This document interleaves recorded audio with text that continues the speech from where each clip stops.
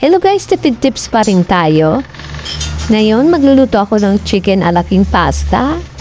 Meron akong sibuyas, bawang.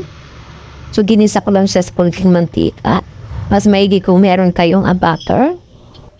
Then, gumamit ako dito ng chicken breast.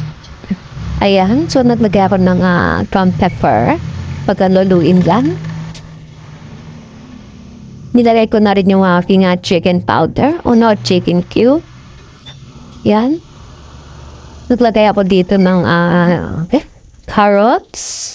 Pampaganda ng kulay. Ayan, kunting tubig. Ayan, kumulo na. Nilagay ko ng aking all-purpose cream. Gumamit ako dito ng evap milk para mas matipid.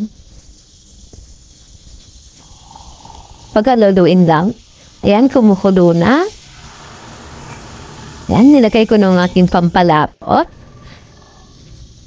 Pagkaluluin lang, hanggang sa makuha niyo yung tamang lapot.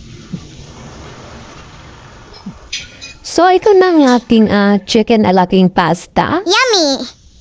Yan. So, luto na. So, sa huli, maglalagay lang ako ng cheese. Saya. So, ito na. Thank you for watching.